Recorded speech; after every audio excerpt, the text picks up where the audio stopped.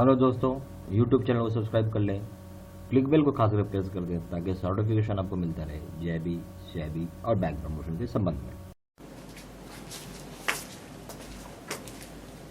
Hello दोस्तों, मेरा नाम है सिद्धार्थ सिन्हा और ये जो वीडियो आपका सीआईबी का हम लोग वीडियो लेक्चर पढ़ने वाले सीआईबी में बीएफए यूनिट नंबर 1 है जिसका नाम है exchange rates and forex business. उसका ये पार्ट 1 वीडियो से कई पार्ट की वीडियो है। ठीक है, तो सबसे पहले आइए फॉरेन एक्सचेंज को थोड़ा समझते हैं हम लोग। फॉरेन एक्सचेंज होता क्या है, किसका नाम है? फॉरेन एक्सचेंज सीधा भाषा में बोले करेंसी को अदला बदली करना, यानी आप बोल सकते हैं conversion of one currency to another. यही मतलब हुआ इसका, और तो कुछ हुआ नहीं। यानी मान लीजिए कि आपके पास, ऐसा समझिए कि आप एक इंडिया है, ठीक है, इंडिया में एक आदमी सामान बेच रहा है, एक्सपोर्ट कर रहा है। सेलर को हम लोग क्या बोलते हैं यहाँ पे? एक्सपोर्टर बोलते हैं। और एक आदमी है अमेरिका में, उसको खरीदने वाला इंपोर्टर है। ठीक है, इंपोर्टर को हम लोग क्या बोलते हैं? बायर बोलते हैं। अब दोनों कंट्री की करेंसी अलग है, यहाँ पे रुपया चलता है तो यहाँ पे डॉलर चलता है। ठीक है, तो अब ये आदमी यहां से अगर सामान बेचा, ठीक है, यूएसए को बेचा, क्या बेचा? मान लीजिए कुछ भी मेडिकल लिख लेते, मेडिकल का कुछ सामान बेचा, तो ये क्या पैसा भेजेगा आपको? डॉलर भेजेगा, यूएस डॉलर। तो यूएस डॉलर जब भारत आ रहा है तो इस एक्सपोर्टर को अगर डॉलर मिल भी गया तो भारत में क्या काम करेगा डॉलर? कोई काम करने डॉलर भारत में तो रुपए काम का आता है। तो अब ये डॉलर को, जैसे आप जानते होंगे कि $1 के बराबर आज की डेट में 76 रुपए 77 पैसे का हिसाब पर डॉलर चल रहा है। मैं एक एग्जांपल बोल रहा हूं। तो ये तो रेट है, तो इसको अब ये डॉलर मान लीजिए आ गया, तो डॉलर को लेके आप रोड पे जाइएगा, कुछ सब्जी वाले को बोलिएगा भैया $1 रख लो, मुझे मान लीजिए एक टमाटर खरीदना, आप 1 किलो टमाटर खरीद रहे हैं, 20 रुपए किलो टमाटर है, डॉलर का दाम हो गया 76 रुपए 77 पैसा। तो क्या इसमें से -20 करके बाकी पैसा रिटर्न करके देगा आपको? टमाटर वाला नहीं देगा, वो बोलेगा ये करेंसी मान्य नहीं है, हमारे देश में नहीं चलता, हमारे देश में भारतीय रुपए लाना होगा आपको। तो भारतीय रुपए लाने के लिए इस एक्सपोर्टर को क्या करना होगा? करेंसी को कन्वर्ट करना पड़ेगा। तो जिस बैंक में भी उसका अकाउंट होगा वहां पे करेंसी कन्वर्ट हो जाता है, ऑटोमेटिकली हो जाता है। डॉलर में आपके अकाउंट में रिफ्लेक्ट ही नहीं करेगा, जितना भी डॉलर आएगा वो ऑटोमेटिकली सेटलमेंट हो जाता है और वो इंडियन रुपीज में कन्वर्ट हो जाता है। ठीक है, आया समझ में? इसी चीज को हम बोलते हैं फॉरेन एक्सचेंज। नहीं तो कोई आदमी बिजनेस नहीं करेगा अगर फॉरेन एक्सचेंज नहीं होगा तो। एक कंट्री दूसरे कंट्री को बिजनेस क्यों करेगा अगर उसको अपनी करेंसी में पैसा नहीं मिलेगा? डॉलर लेके वो क्या करेगा इस देश में?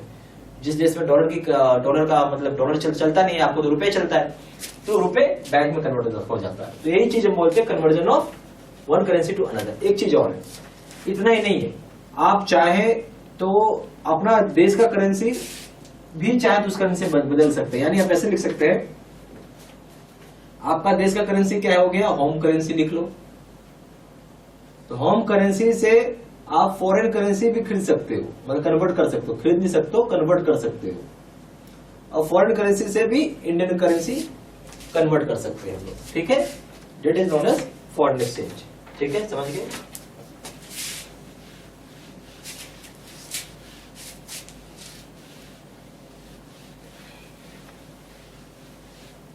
अब सेकंड पॉइंट में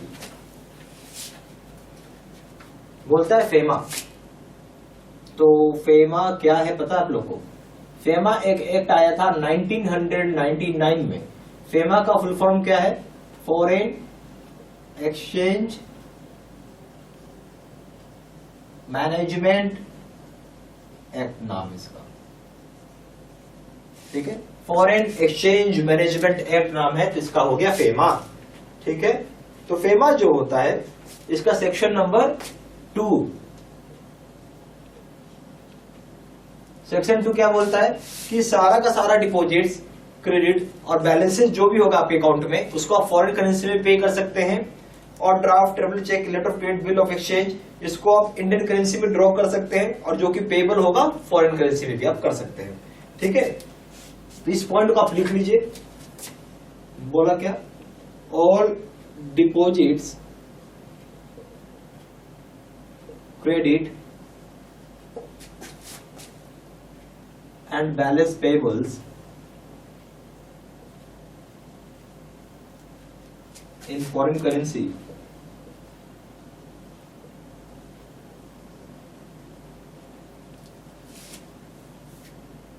and drafts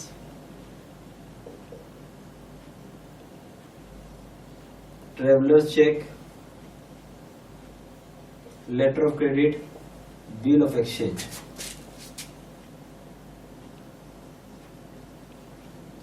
ठीक है, ये सब जो कि आप एक्सप्रेस कर सकते हैं, एक्सप्रेस्ड और ड्रॉन इन इंडियन करेंसी. आप ड्रॉ कर रहे हैं इंडियन करेंसी में, ठीक है. जब पैसा निकालने जाएंगे तो इंडियन करेंसी में निकलेगा.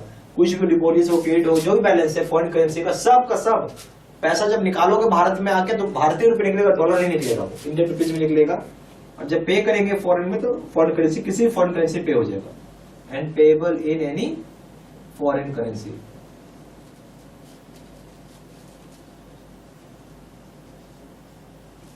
ठीक है, पॉइंट नंबर 2. उसके बाद बोलता है कि कोई भी इंस्ट्रूमेंट हो जो कि पेएबल एट ऑप्शन देता हो. ड्रॉइंग यानी कोई भी ड्रॉई है, ड्रॉई मतलब जो पैसा निकालने वाला है.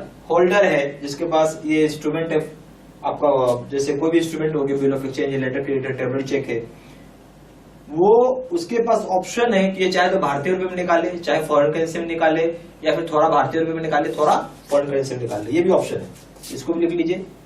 Any instrument payable eight option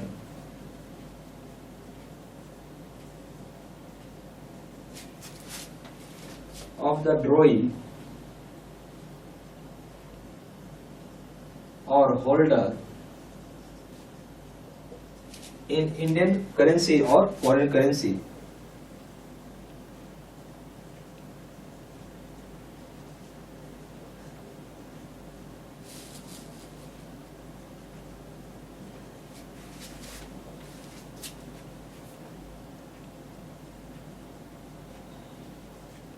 or partly in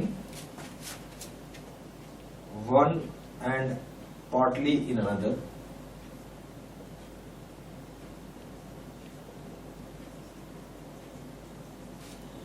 ठीक है,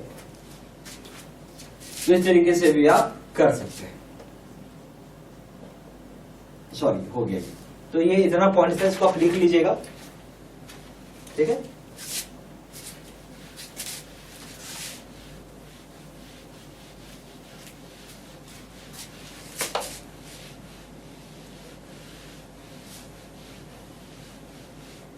अब क्या है, अब देखिए. अब बोलता है foreign exchange transaction. Foreign exchange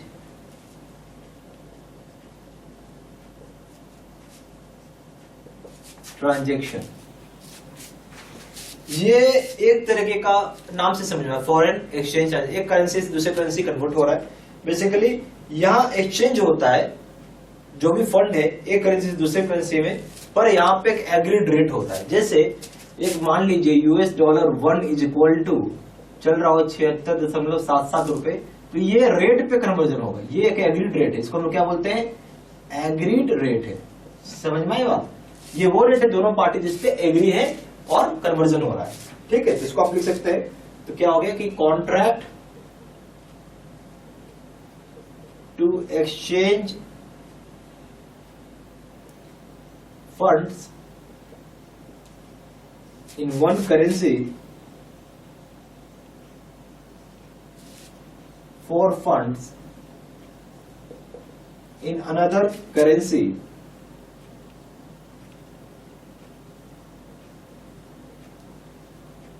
at an agreed rate. ठीक है, अब आइए एक्सचेंज रेटिंग होता है.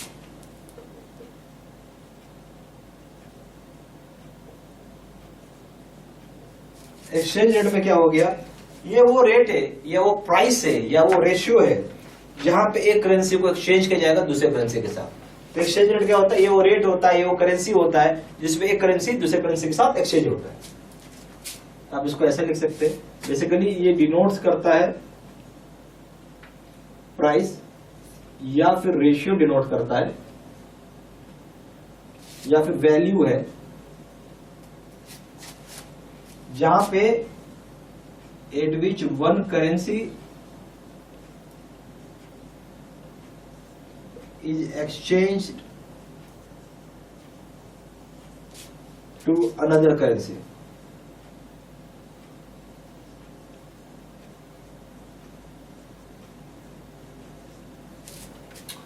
और ये बहुत डायनेमिक होता है।